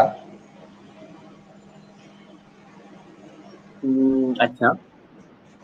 তো রাতুল হাসান নামে একজন বলেছেন, কেউ কোনো কিছু করতে গেলে বা কিছু করার আগ্রহ দেখাতে গেলে মানুষ কি বলবে এই চিন্তা করে নার্ভাস হয়ে যেতে পারে মানুষ। হ্যাঁ, এটা এটা আমরাও বলছিলাম যে আসলে যখন কেউ কিছু করতে যায় বা কখন কারো কোনো একটা কাজ করার আগ্রহ থাকে, তখন যখন মানুষের মধ্যে এই চিন্তাটা এসে পড়ে যে আমি এটা করতে গেলে অন্যরা কি ভাববে বা অন্যরা এটাকে কিভাবে নিবে, এই চিন্তা করার কারণে কিন্তু এই চিন্তাগুলো যখন আমরা মাথায় আসে তখনই আমরা নার্ভাস হয়ে যায় বা নার্ভাস হয়ে যেতে পারি। তো আসলে নার্ভাসনেস এর বিষয়টাকে আরেকটু ক্লিয়ার করি যদি বা আরেকটু বিস্তারিত যদি বলি, আসলে আমাদের প্রোগ্রামটা শেষের দিকে। তো এটা বলে আরেকটু কথা বলে শেষ করে দিই বিস্তারিত বলে। সেটা হলো, ধরেন নার্ভাসনেসটা আসলে আমাদের পুরো ব্রেইনের সাথে কানেক্টেড। তো ধরেন আমি যদি হাত দিয়ে দেখাই, ধরেন এটা আমাদের ব্রেন। তো ব্রেইনের যে পার্টটা, এটা এটাকে আপনি ধরতে পারেন আপনার মেমোরি বা আপনার যে অতীত, আপনি যে যা যা মুখস্থ করেন বা আপনার যা যা মনে থাকে, সেটা ধরেন এটা আপনার ব্রেইনের এই পিছনের পার্টটা। এবং আপনার যে সামনের অংশটা, এটাকে ধরতে পারেন আপনি যা ডিসিশনের জায়গা। এখান থেকে আপনার কি হয়, আপনি ডিসিশন নেন ব্রেনের এই অংশটা থেকে। এবং কিভাবে ডিসিশন নেন, আপনার পূর্বের যে অভিজ্ঞতা বা পূর্বের যে স্মৃতি বা আপনি যা যা পড়ালেখা করেছেন কখনো, বা আপনি যা যা জানেন, আপনার ভিতরে যে জ্ঞানগুলো আছে, এখান থেকে তথ্য নিয়ে তারপরে আপনার ব্রেন এই জায়গাটা, এই ব্রেনের এই জায়গাটা ডিসিশন নেয়। কিন্তু মানুষ যখন নার্ভাস হয়ে যায় বা আমরা যখন নার্ভাস হয়ে যাই, তখন কি হয়, এই ব্রেনটা এরকম হয়ে যায়।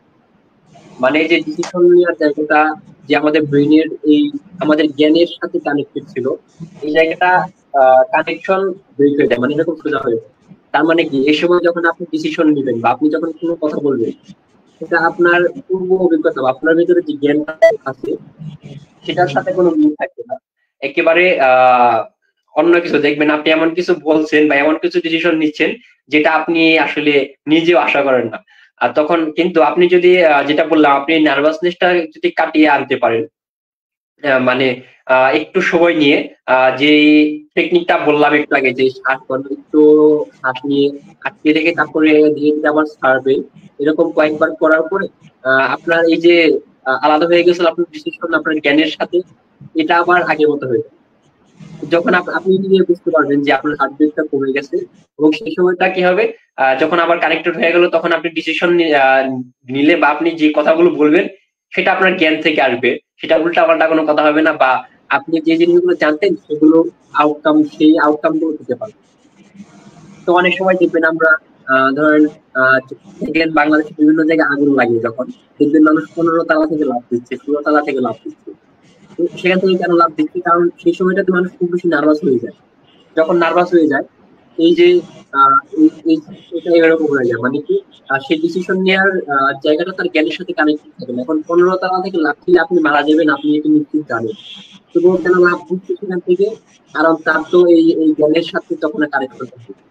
সেই সময়টা যদি আপনি 10-12 সেকেন্ড সময় নিয়ে এই জায়গাটাকে ঠিক করেন, একটু নিজেকে রিল্যাক্স করেন, এই নার্ভাসনেসটাকে দূর করেন, এটা আবার যখন এক হয়ে যাবে তখন কিন্তু আপনি আপনার ব্রেন ধরতে পারবেন যে আপনি 15 তলা থেকে লাফ দিলে সাথে সাথে মারা যাবে। তখন আপনার ভিতরে কি চিন্তা হবে যে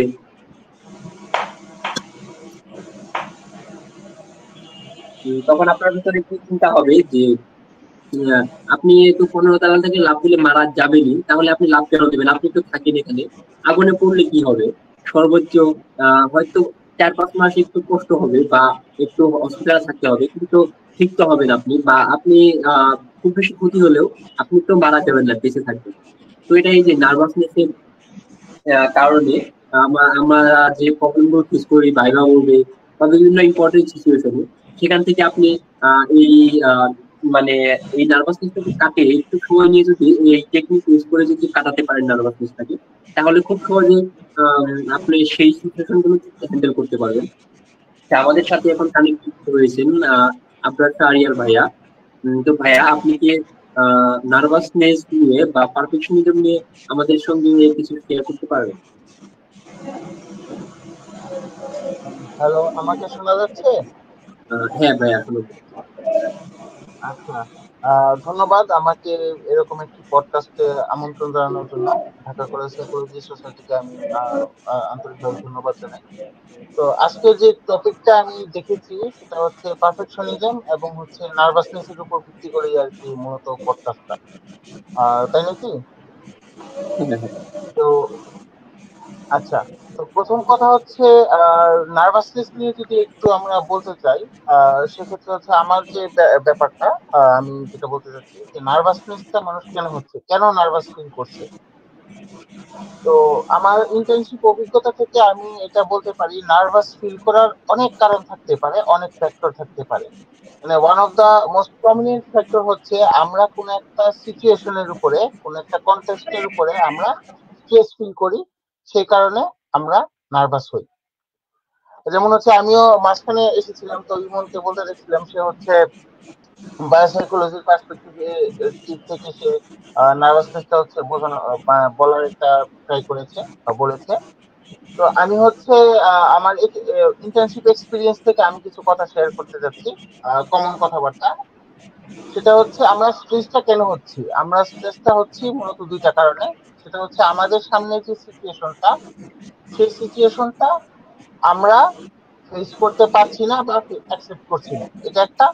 আর আমরা বিলিভ করছি যে আমাদের সামনে যে চ্যালেঞ্জিং সিচুয়েশনটা আছে, মানে সেই সিচুয়েশনটা ফেস করার মতো আমাদের এনাফ রিসোর্স নাই। মূলত এই দুইটা কারণে আমাদের স্ট্রেস হয়, এবং স্ট্রেসটা নার্ভাসনেসে আস্তে আস্তে রূপ নেয়। এছাড়া অনেক কারণ থাকতে পারে, কারো পিটিএসডি থাকতে পারে, অথবা পার্সোনালিটির অনেক বৈশিষ্ট্য থাকতে পারে, অথবা অ্যাটাচমেন্ট একটা বিষয় থাকে। হ্যাঁ, এটা জন বলবি অ্যাটাচমেন্ট থিওরি থেকে বলা হয় যে শিশুকালে যদি কোনো একজন শিশু তার মানে অ্যাটাচমেন্ট ফিগার সে যদি ভালোভাবে মানে না পেয়ে থাকে, তো সেক্ষেত্রে তার ডিসিশন মেকিং এ বা অনেক ক্ষেত্রে তার রিয়েল লাইফে প্রবলেম হয়। তারপর বিভিন্ন থিওরিতে এই বিষয়গুলা বর্ণনা আছে। দ্য পয়েন্ট ইজ যে নার্ভাসনেসটা হচ্ছে, এখন কথা হচ্ছে কিভাবে দূর করা যায় বা কিভাবে এটার সাথে ডিল করা যায়। প্রথম কথা হচ্ছে, মনোবিজ্ঞানের ভাষায় আমরা ডিরেক্ট দূর করার থেকে আমরা যেটা বলতে পারি সেটা হচ্ছে কিভাবে ম্যানেজ করা যায়, অর্থাৎ management, stress management, anger management, nervousness management. তো প্রথম কথা হচ্ছে, আমাদের নার্ভাস লাগতেই পারে। নার্ভাস লাগাটা এটা একটা মানে কি বলে, এটা একটা one kind of emotion, one kind of behaviour. So nervous থাকাটা কিন্তু খুব স্বাভাবিক। এখন মনে একটা বিষয় থাকতে পারে যে নার্ভাস কিন্তু আমরা হতেই পারি, সব ক্ষেত্রে নার্ভাস হবো না, কিন্তু কিছু ক্ষেত্রে নার্ভাস না হয়ে কিন্তু উপায় নেই। যেমন আমার সামনে যদি একটা বাঘ যদি একটা গর্জন দেয়, তখন সেক্ষেত্রে কিন্তু আমি নার্ভাস ফিল করবো। যাই হোক, এই নার্ভাসনেসটা ম্যানেজ করার ব্যাপারটা হচ্ছে, প্রথম কথা আমাদের হচ্ছে কোন একটা চ্যালেঞ্জিং সিচুয়েশনের কারণে তো নার্ভাসনেসটা আসে।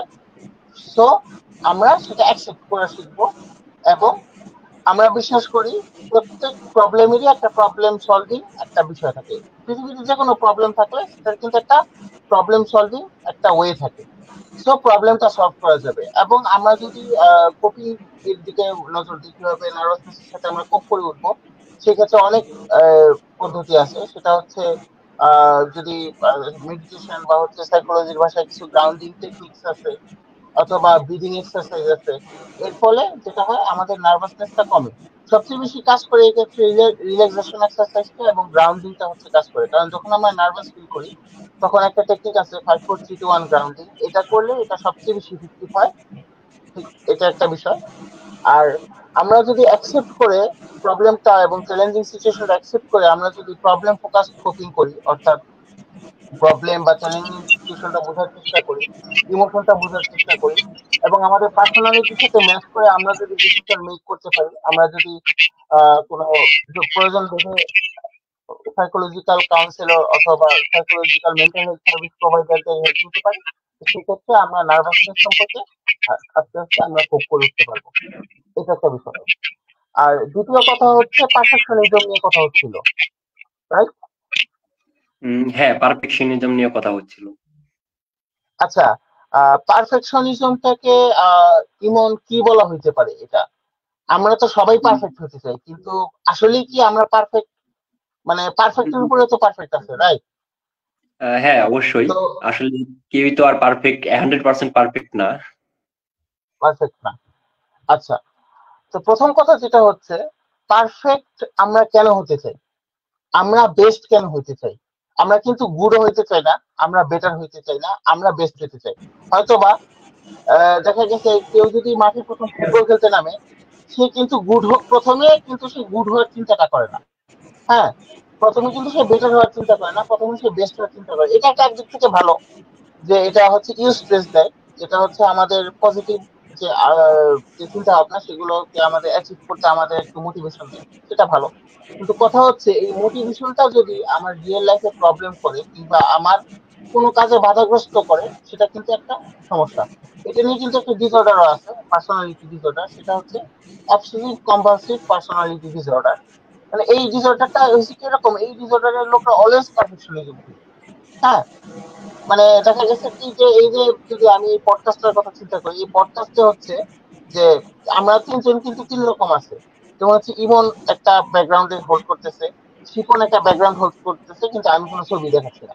হ্যাঁ, তো একজন পারফেকশনিজম বা পারফেকশনিস্ট যেখানে সে কি করবে, সে বলবে ব্যাকগ্রাউন্ড এরকম কেন, এরকম কেন, সেই রকম কেন।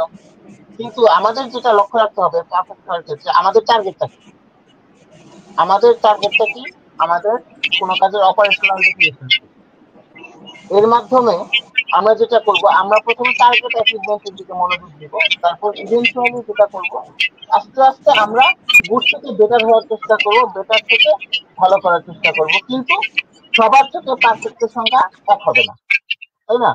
যেমন যদি আমি বলি, ইমনের কাছে সুন্দর হাতের লেখার সংখ্যা যা হবে, শিপনের কাছে কিন্তু তা হবে না। ইমনের পরীক্ষার খাতায় লেখার ধরন যেরকম হবে, শিপনের ক্ষেত্রে সেরকম হবে না।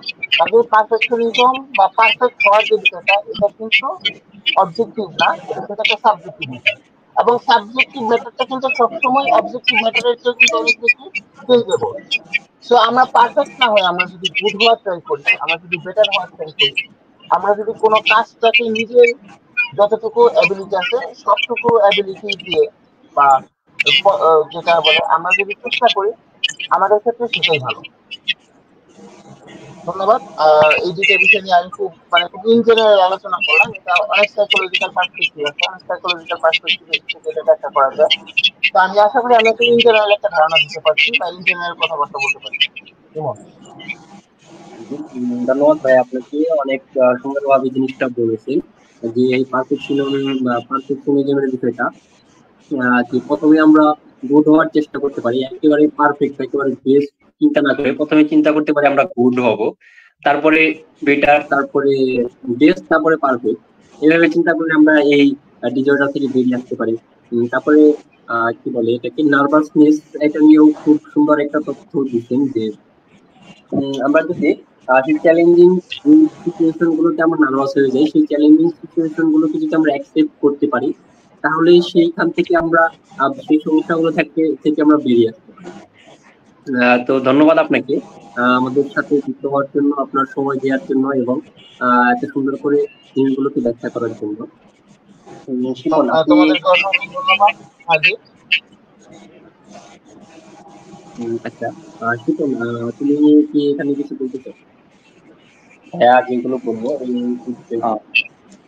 আমার এখানে একটা প্রশ্ন ছিল, সেটা হলো যে এই যে আমাদের নার্ভাসনেস, এটার কোর বলতে গেলে এই পারফেকশনিজম, পারফেক্ট হওয়ার পেশনা। আর এই পেশনাটা আসলে কিন্তু আমাদের আসলে সমাজ থেকেই আসে। তো এই যে সমাজের থেকে যে চাপটা পারফেক্ট হওয়া, এটাকে কিভাবে আমরা আরো প্রভাবমুক্ত করতে পারি এবং এটাকে আরো কমিয়ে আনতে পারি কি করে, যাতে আমাদের ভবিষ্যৎ প্রজন্মকে এই পারফেকশনিজমের যে করাল গ্রাস এখান থেকে বের করে নিয়ে আসা যায় এবং তারা যেমনটা পারে সেটাকে যেন সে দেখাতে পারে, বলতে পারে, এমন একটা পরিবেশ তৈরি করতে পারা যায়। আচ্ছা, এটার উত্তর কি আমার দিতে হবে? হ্যাঁ, আপনি বললে ভালো হয়। আচ্ছা আচ্ছা, ঠিক আছে। প্রথম কথা হচ্ছে আমাদের যে সাইকোলজি যে বিষয়টা, সেটা হচ্ছে দুইটা জিনিস কিন্তু, একটা হচ্ছে হেরিডিটি, একটা এনভায়রনমেন্ট। আমাদের ব্যক্তিত্ব আমাদের বংশগতির উপর একটা কাজ আছে ব্যক্তিত্বের, এবং আমরা যেসব অ্যাকশন আমরা করি এবং ব্যক্তিত্বের বিষয়টা, সেক্ষেত্রেও কিন্তু বংশগতিরও একটা বিষয় আছে এবং পরিবেশেরও অবশ্যই একটা বিষয় আছে। এবং যে জিনিসটা একটা ইম্পর্টেন্ট এখানে, তোমার যে সমাজে যে বিষয়টা অলওয়েজ পারফেক্ট হও, কিংবা এটা আসলে কি আমাদের ছোটবেলা থেকে আসে। স্কুলে যখন আমরা এখন তো প্লে নার্সারি হচ্ছে বা শিশু শ্রেণী ভর্তি হওয়ার পরে যারা সচেতন গার্ডিয়ানদের মধ্যে আমি এটা দেখি, ফার্স্ট হও, টপার হও, পারফেক্ট হও। হ্যাঁ, ইভেন আমার নিজের একটা ব্যক্তিগত অভিজ্ঞতা আছে এই ক্ষেত্রে, যে পারফেক্ট হওয়ার জন্য আমাকে হয়তো এরকম ভাবে ডিরেকশন দেওয়া হয়েছে যে কবিতার যে প্যারা প্যারা করে লাইনগুলো হয়েছে, অর্থাৎ কোন অক্ষরের পরে দ্বিতীয় লাইনটা শুরু হবে, সেই জিনিসটা কিন্তু আমাকে ডিরেকশন দেওয়া হয়েছে যখন আমি ছোটবেলায় ছিলাম। তো এক্ষেত্রে যে বিষয়টা, যে এই বিষয়টা কি আমাদের ছোটবেলা থেকে এই পারফেক্ট হও, এই হও, সে হয়, এই চক্করে পড়ে যেটা হয়, আমাদের ক্রিয়েটিভিটি কিন্তু এখানে মারাত্মকভাবে ক্ষতিগ্রস্ত হয়। এবং সেই সাথে ক্রিয়েটিভিটি মারাত্মকভাবে ক্ষতিগ্রস্ত হওয়ার পাশাপাশি আমরা যেটা করি, আমরা অলওয়েজ কিন্তু কোন একটা সিচুয়েশনকে, কোন একটা কনটেক্সটকে প্রতিদ্বন্দ্বিতামূলক পর্যায়ে নিয়ে যাই। আমি ঠিক বলেছি শিপন?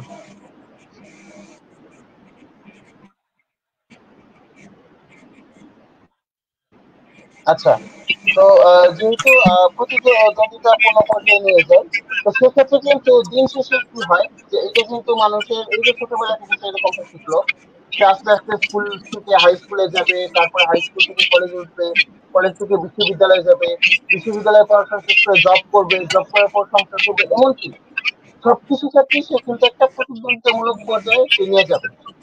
আমার এই যে এক্সপিরিয়েন্স, যে ক্লায়েন্ট করে এক্সপিরিয়েন্স, তো সেখান থেকে আমি এরকমও দেখেছি যে ছোটবেলা থেকে পারফেক্ট হওয়ার চিন্তা ভাবনা বা পারফেক্ট হওয়ার জিনিসটা তার মাথায় ঢোকার কারণে দেখা গেছে তার ওয়াইফ চাকরি করলেও তার ওয়াইফের সাথে তার চাকরির বিষয়গুলো সে তুলনা করতে থাকে। এই কারণে একটা জিনিস, খুব প্র্যাকটিক্যাল একটা জিনিস তুমি খেয়াল করে যদি আমরা দেখো সেক্ষেত্রে দেখতে পারবা যে অনেক বাংলাদেশের কিন্তু অনেক পুরুষ মানুষই তার স্ত্রীর চাকরি বাকরি নিয়ে কিন্তু বেশি একটা সন্তুষ্ট হয় না। এটা না হওয়ার অনেক কারণ আছে। যদি জিনিসটা ধর্মীয় কারণ হয়, ঠিক আছে, আই অ্যাপ্রিসিয়েট ইট। কিন্তু অনেক ক্ষেত্রে এরকম হয় যে স্ত্রী কিছু কিছু ক্ষেত্রে স্বামীর থেকে হয়তো বা চাকরিগত দিক থেকে এগিয়ে যায়, হয়তো আর্ন বেশি করতেছে বা পদটা একটু উপরে উঠে গেছে। তো এইটা কিন্তু হচ্ছে হাজবেন্ডের ক্ষেত্রে একটা প্রভাব বিস্তার করতেছে। আবার same goes for ladies also. হ্যাঁ, দেখা গেছে ক্যারিয়ার, তারা একসাথে ক্যারিয়ার করছে, সবকিছু করছে, পড়াশোনা করেছে, কিন্তু দেখা গেছে যে সে কোনো কাজ করতেছে না, বা কোনো একটা মেয়ে কোনো কাজ করছে না বা কিছু করছে না, তার হাজবেন্ড কাজ করছে অথবা তার কোনো বান্ধবী কাজ করছে। এটা কিন্তু তার মধ্যে একটা মেন্টালি একটা প্রেশার ক্রিয়েট করছে। সেটা কেন হচ্ছে? জাস্ট বিকজ অফ আমার সোসাইটি থেকে একটা জিনিস আসতেছে নেগেটিভ, নেগেটিভ এটাকে বলা যাবে না, এটা যেহেতু সোশ্যাল একটা ফ্যাক্টর, সোশ্যাল ফ্যাক্টর মানে অলওয়েজ মানে নেগেটিভ এভাবে জাজমেন্ট করা ঠিক না, যে পারফেক্ট হোক।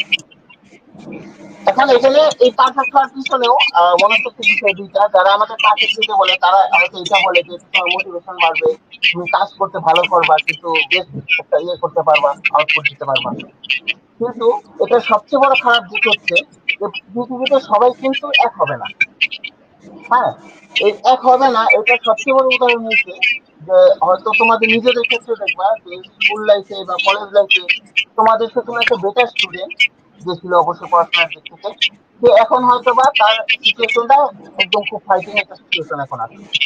আবার তোমাদের থেকে যারা মানে পড়াশোনা থেকে মার্কস কম পাইছে, তারা হয়তো তোমাদের থেকে সোশিও ইকোনমিক্যালি বা কোনো একটা পজিশনে তারা হয়তো আগানো। এটা কেন হচ্ছে? এটা হচ্ছে এই কারণে পৃথিবীতে আমরা কিন্তু সবাই এক না। ঢাকা বিশ্ববিদ্যালয়ের মনোবিজ্ঞান বিভাগের সাবেক chairman doctor Kamal Uddin sir, ওনার পিএইচডি হচ্ছে জাপানে। তো জাপানিজ ল্যাঙ্গুয়েজ একটা কথা আছে, ওই জাপানিজ ল্যাঙ্গুয়েজটা পারে কিন্তু আমি পারি না, এই জন্য হচ্ছে আমি বাংলাটা বলেছি। বাংলাটা হচ্ছে এরকম যে আমরা কিন্তু সবাই গোলাপ ফুল হইতে হওয়ার দরকার নেই, রাইট?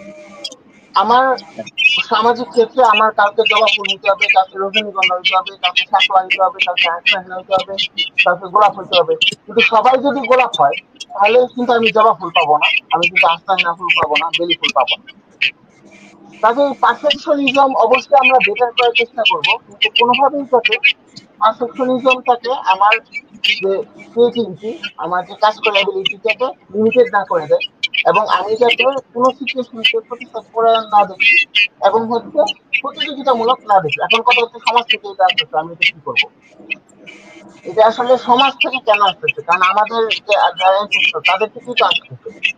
এক্ষেত্রে সবচেয়ে বেশি যেটা জরুরি সেটা হচ্ছে অভিভাবক যারা আছেন তাদের মধ্যে সচেতনতা সৃষ্টি করা। এই সচেতনতা সৃষ্টি করার মাধ্যমে আমরা আস্তে আস্তে বুঝতে সক্ষম হব যে পারফেক্ট হওয়াই কিন্তু সব না, এবং একজন মানুষ সর্বক্ষেত্রে পারফেক্ট হবে না। একজন মানুষ হয়তো পড়াশোনায় সে খারাপ করতেই পারে, কিন্তু তার মেন্টাল রেজিলিয়েন্স অনেক বেশি। একজন মানুষ পড়াশোনায় খারাপ করতেই পারে, সে কিন্তু তার হয়তো বা আর্ট অনেক ভালো। এখন সব মানুষই আল্লাহর সৃষ্টিগত ভাবে যদি আমরা বিচার করি, সব মানুষই স্কিলফুল, কিন্তু পারফেক্ট এটা বলা ঠিক হবে না, এবং সেক্ষেত্রে আমাদের গার্জিয়ানদের আহ অগ্রগামী ভূমিকা পালন করতে হবে, এবং আমাদের সমাজকেও প্রয়োজনীয় সতর্ক করতে হবে, এবং এই সতর্ক করার দায়িত্ব সবচেয়ে বেশি হচ্ছে আমাদের মনোবিজ্ঞানীদের। ধন্যবাদ। জি, ধন্যবাদ ভাইয়াকে। আশা করি শিপন তোমার অ্যান্সারটা পেয়েছো।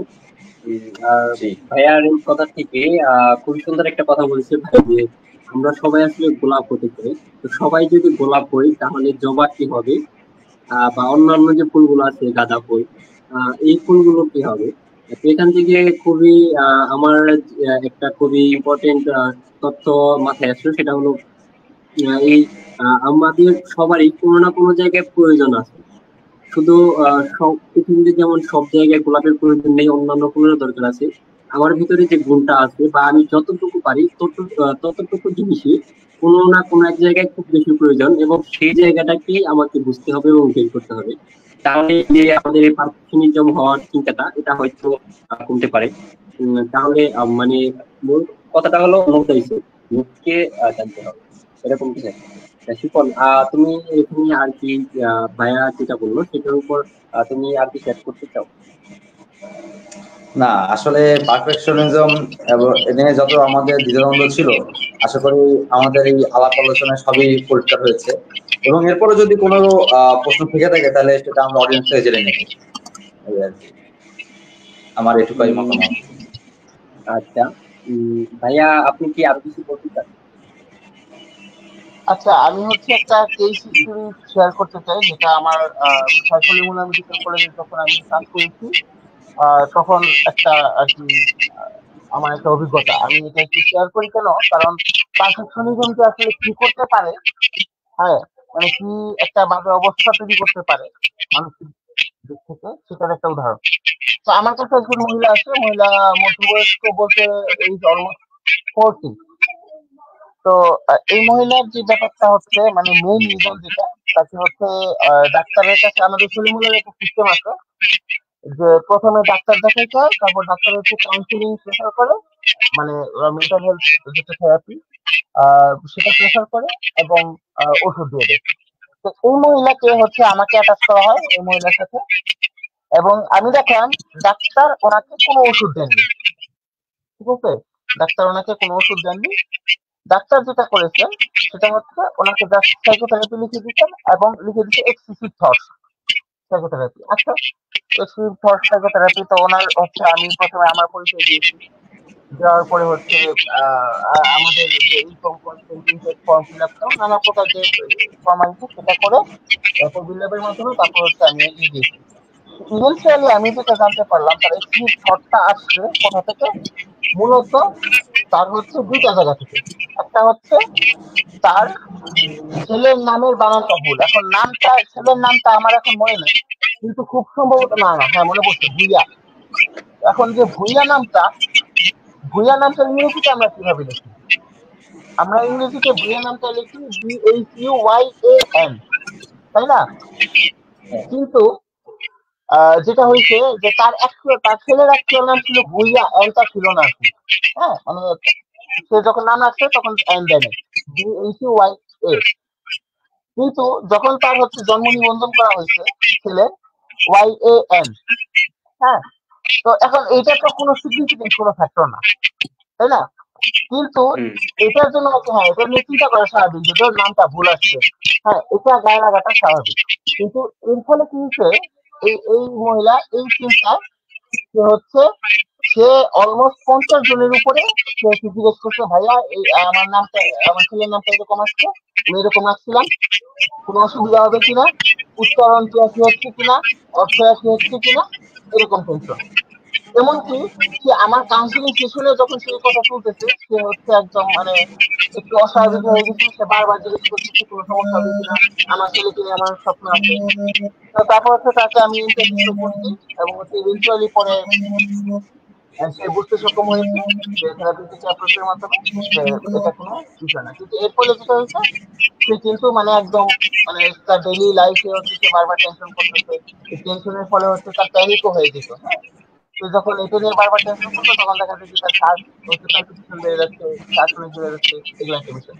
আর আরেকটা জিনিস যেটা ছিল এই ভদ্রমহিলা, সেটা হচ্ছে যে ওনার সবকিছুতে পারফেক্ট। যেমন হচ্ছে কোনো একটা শাড়ি বা কোনো একটা কাপড়, কোনো কিছু এরকম কিনতে গেলে দেখা যাবে যে পুঁতি বা মহিলাদের যেসব জিনিসপত্র থাকে, মানে যেগুলা মানে পারফেক্ট হওয়াটা মানে অতটা জরুরিও না, কিন্তু ওনার 100% পারফেক্ট হতে হবে। যদি না হয় সেক্ষেত্রে উনি ওই কাপড় চোপড় করতে পারেন না। এবং এটা নিয়ে যদি কাপড় চোপড় না পরে, যদি কাপড় চোপড় আবার ফেরত দিয়ে দেওয়া হয় দোকানে, তাও উনি টেনশন করতে থাকে যে আমার একটা এরকম একটা কাপড় আসছিল, যে কাপড়টা এই সমস্যা ছিল। তো এই পারফেকশনিজমের যে জিনিসটা আছে, এদের বেশিরভাগ ক্ষেত্রেই হয় যে পারফেকশনিজম, এটা একটা পয়েন্ট আউট করার মতো বিষয়। তাদের অনেক ক্ষেত্রে পার্সোনালিটি ডিসঅর্ডারটা থাকে। এখন পার্সোনালিটি ডিসঅর্ডার আর অন্যান্য ডিসঅর্ডারের মধ্যে একটা কমন ফিচার হচ্ছে, পার্সোনালিটি ডিসঅর্ডার যাদের থাকবে তারা কিন্তু, যে ক্লায়েন্ট থাকবে সে কিন্তু জানবে না তার একটা প্রবলেম হচ্ছে, কিন্তু অন্যান্য ডিসঅর্ডারের ক্ষেত্রে ক্লায়েন্ট জানতে পারে আমার প্রবলেম আছে। ঠিক আছে, তো এদের ক্ষেত্রে বেশিরভাগ ক্ষেত্রে পার্সোনালিটি ডিসঅর্ডার থাকে। যেমন হচ্ছে আমার আরেক সহকর্মী ছিল ক্লিনিক্যাল সাইকোলজিস্ট ওহিদুল ইসলাম। তো সে একটা মানে বাইপোলার পার্সোনালিটি ডিসঅর্ডার, যেটা BPD, border line personality disorder, sorry. তো এটার একটা ক্লায়েন্ট হ্যান্ডেল করতেছে। তো এটার হচ্ছে একটা সেশন এরকম ছিল, সে সবকিছু পারফেক্ট ছিল, মানে মানে দেখা যাচ্ছে যে যে আমাদের যে কাউন্সিলর ওহিদুল, সে কেন হচ্ছে একটা লেখা বাঁকা করে লিখছে বা একটা লেখা সোজা হয়েছে, এটা নিয়ে কোশ্চেন করতেছে। তো ইভেন্চুয়ালি এগুলো কিন্তু আমাদের অনেক একটা মেস তৈরি করে। এটা কিন্তু একদম মানে রিয়েল লাইফ এক্সাম্পল এগুলো, এবং এগুলোই আমরা বেশি পাই। হ্যাঁ, মানে কয়েকটা জিনিস বেশি পাই, একটা হচ্ছে পারফেকশনিজম বেশি পাই, ফ্যামিলি কনফ্লিক্ট বেশি পাই, আর রিলেশনশিপ অ্যাফেয়ার বেশি পাই। মানে তিনটা জিনিস আমি বেশি পেয়েছি, তার মধ্যে এটা একটা। So we have to be very careful about this মানে perfectionism ব্যাপারটা আছে। ওকে,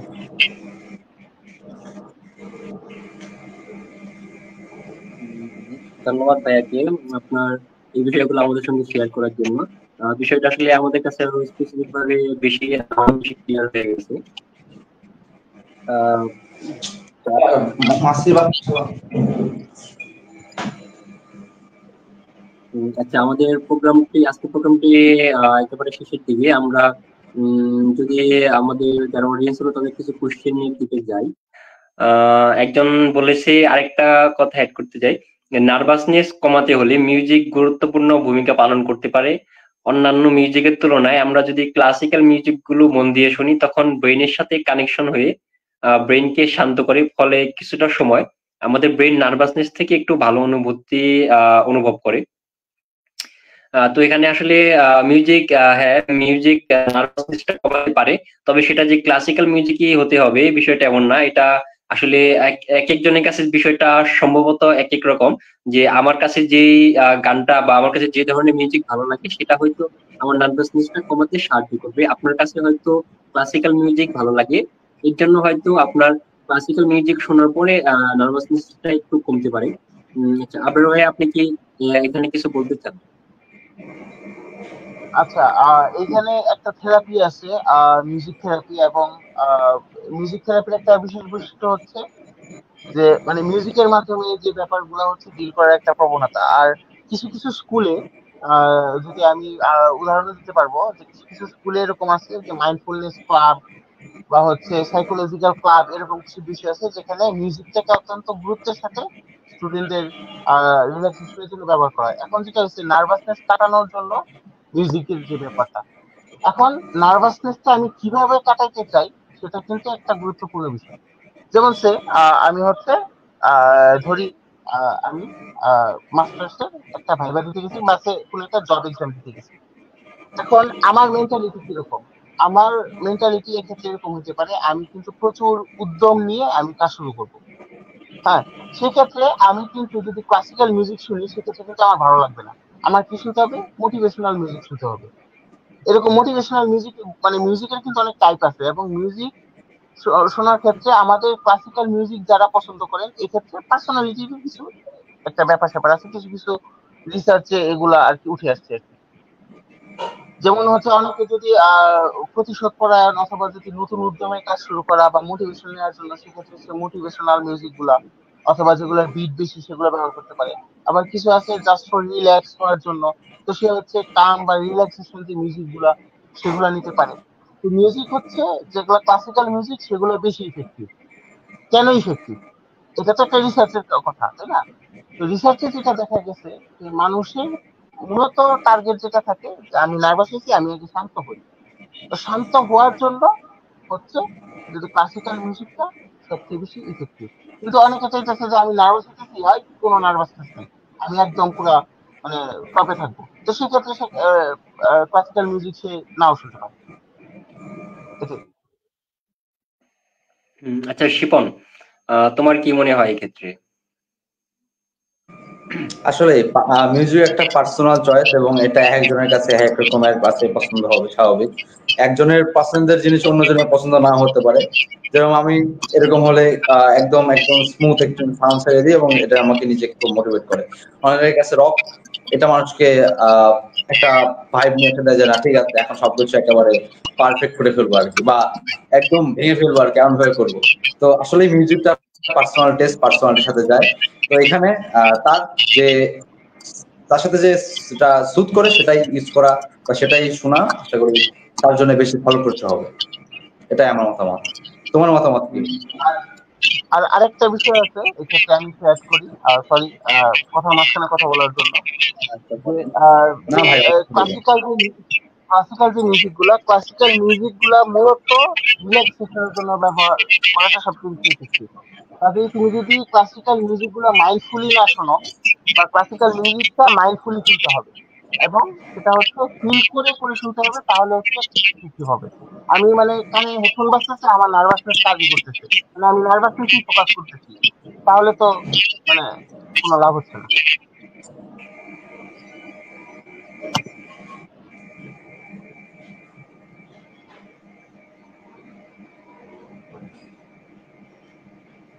হ্যাঁ, ধন্যবাদ।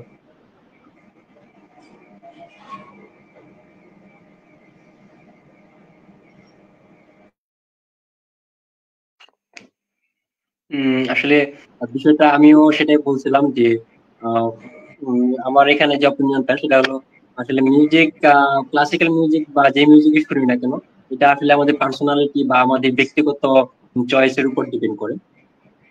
আচ্ছা, আহ, এখানে যদি আরো কিছু কমেন্টের দিকে যাই, একজন বলেছে যে আমার প্রিয় ব্যক্তি আমাকে ছেড়ে চলে গেছে, তো আমার পড়াশোনায় মন বসে না, এখন কি করলে পড়াশোনায় মন বসাতে পারবো। আরেকজনও প্রায় সেম কোশ্চেন করেছে যে আসলে পড়ায় মন বসে না, ডিস্ট্রাকশন হয় খুব। তো সামনে যেহেতু পরীক্ষা, সবাই এই ধরনের কোশ্চেন করছে যে পরীক্ষায় পড়ার ক্ষেত্রে ডিস্ট্রাকশন হচ্ছে। তো আপনারা চাইলে আমাদের ঢাকা কলেজ সাইকোলজি সোসাইটির সাথে যোগাযোগ করতে পারেন। আপনি এখানে এক্ষেত্রে অল্প কিছু টাকার বিনিময়ে কাউন্সিলিং, আমাদের এখানে যারা স্টুডেন্ট আছে প্রশিক্ষিত বা যারা এক্সপার্ট আছে, আমাদের ডিপার্টমেন্টের টিচাররা, তাদের কাছ থেকে আপনি আমাদের ঢাকা কলেজ সাইকোলজি সোসাইটির সাথে যোগাযোগ করে কাউন্সিলিং বা সেশন নিতে পারেন, যেটার কারণে আপনার পরীক্ষার পড়ার জন্য যে জিনিসটা ডিস্ট্রাকশন এনে দিচ্ছে, সেটা থেকে হয়তো উত্তরণ করতে পারেন। আচ্ছা, এখন আমাদের প্রোগ্রামটা আমরা শেষ করে দিব, যেহেতু প্রায় 1 ঘন্টা 15 মিনিট হয়ে গেছে। আপনার ভাইয়া, আপনি যদি আরো কিছু বলতে চান তাহলে বলতে পারেন, আর না হয় আমরা এখন প্রোগ্রামটি সমাপ্ত করি। আমি আসলে ইফেক্টিভ কমেন্ট কিছু দেখতেছিলাম যে এরকম কোনো কমেন্ট আছে কিনা যেটা একটু অ্যান্সার করা যায় বা কথা বলা যায়। আর একজনের হচ্ছে গার্লফ্রেন্ড নিয়ে সমস্যা, এই রিলেশনশিপ সমস্যাটা আসলে এটা একটা খুব গুরুত্বপূর্ণ একটা ফ্যাক্টর। আমি হচ্ছে বিজয় কাপুর হলের একজন মেন্টাল হেলথ সার্ভিস প্রোভাইডার হিসেবে ছিলাম। তো ওইখানে আমার কাছে যেমন ক্লায়েন্ট আসলে ওইখানে হয় কি যে ইউনিভার্সিটি ছেলেদের হল তারা খুব রেজিলিয়েন্ট হয়, হ্যাঁ, এই কারণে তারা তাদের যে মেন্টাল যে সিচুয়েশন সেটা তেমন একটা এক্সপ্রেসিভ হয় না। তো মজার ব্যাপার হচ্ছে যে আমি এবং হচ্ছে আমাদের স্কুল সাইকোলজির একজন আবির ভাই, ঢাকার ভিসি, আমাদের দুইজনের কাছেই যেসব ক্লায়েন্ট গুলো আছে মানে 100%, 99 না, 100%-এরই কোনো না কোনো ভাবে রিলেশনশিপ প্রবলেম আছে। তো এটা একটা ন্যাচারাল সমস্যা এবং আমাদের হচ্ছে আমাদের গোল এবং হচ্ছে আমাদের সলিউশন ফোকাস হওয়াটা সবচেয়ে গুরুত্বপূর্ণ। আমার এখন গোল কি সেটা গুরুত্বপূর্ণ। আমার যদি কোনো একটা আছে কোনো পার্সোনাল যদি ছেড়ে চলে যায় তাহলে তো আমার লাইফ স্টপ হয়ে যাচ্ছে না। তো এই ক্ষেত্রে আমার কি করা উচিত এবং আমার কিভাবে আগে বাড়ানো উচিত সেটা নিয়ে চিন্তা করাই বুদ্ধিমানের কাজ হবে। এবং আমি রিসেন্টলি একটা ট্রেনিং এ আমি আমার ফ্যাসিলিটেটরের একটা কথা আমি শুনেছি যে যে মানুষ নিজেকে পরিবর্তন করতে পারে সে হচ্ছে পৃথিবীর সবচেয়ে ভয়ঙ্কর ব্যক্তি। নিজেকে পজিটিভলি পরিবর্তন করতে পারাটাই আমাদের মুখ্য বিষয়। ধন্যবাদ। জি, ধন্যবাদ আপনার ভাইয়াকে। আমরা তাহলে আজকের অনুষ্ঠানটি এখানেই সমাপ্ত করব। ধন্যবাদ আপনার শাহরিয়ার ভাইয়া, আপনাকে আপনার মূল্যবান সময় দিয়ে আমাদের সঙ্গে যুক্ত হওয়ার জন্য।